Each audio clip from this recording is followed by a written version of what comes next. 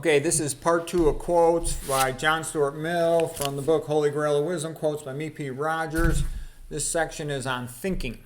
He says, most boys who have had much knowledge drilled into them have their mental capacities not strengthened but overlaid by it.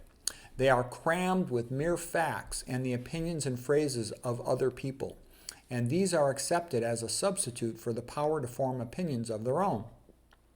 And thus the sons of eminent fathers who have shared no pains in their education so often grow up to be mere parroters of what they have learned, incapable of using their minds except in the furrows traced for them.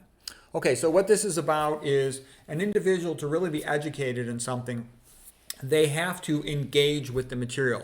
If they just memorize a bunch of stuff from a book, all they're going to be capable of doing is repeating the book. But if they have spent time working with the material, trying to really understand it, trying to figure out what is useful and meaningful, what is applicable to real life, then they're going to know it much better. And that's why a lot of professors, college, grad school level, all they do is repeat the book. They don't add to it at all. And, that's pretty boring. But once they've got real experience in the field, or they have a joy in the field, and they read other things, not just the textbook, then they start putting it together and becoming much better at it. Okay, truth emerges from the clash of ideas. So that's why it's good, adverse ideas. That's why it's good to listen to what they have to say. Give them a chance, the other point of view. Okay, the most incessant occupation of the human intellect throughout life is the ascertainment of truth.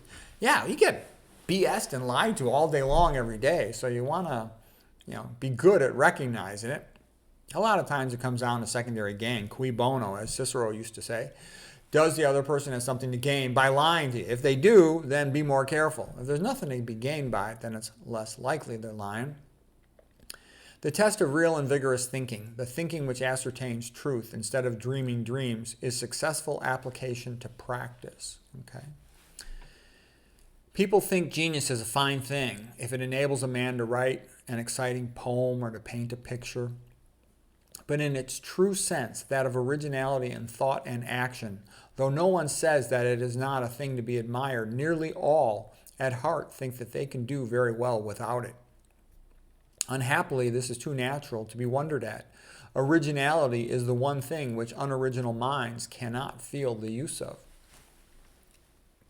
It's like a regular doctor, if you talk to them, they think that that's the ill to the pill and send a bill, that's all there is to medicine. They have no idea that this whole issue of, epidemiology, nutrition, toxicology, dental problems, they have no idea of any of that stuff. It's like beyond their knowledge sphere. Okay, we got some more quotes here from John Stuart Mill. How can great minds be produced in a country where the test of a great mind is that it agrees to the opinion of small minds? No one can be a great thinker who does not recognize that as a thinker, it is his first duty to follow his intellect to whatever conclusions it may lead. Yeah, you have to realize that's what happens when you start reading nutrition, epidemiology, toxicology, dental, and all the stuff that starts with the letter S about spirituality, religion, sunshine. You're like, wow, there's all this information that's not in any of the standard books. It's not tested on any of the board's exams, but it's useful. Okay, John Stuart Mill continues. Landlords grow rich in their sleep without working, risking, or economizing. It's good to be an owner. Bad men need nothing more to compass their ends than that good men should look on and do nothing. That's really kind of a spin-off of the Edmund Burke quote. He basically says the same thing.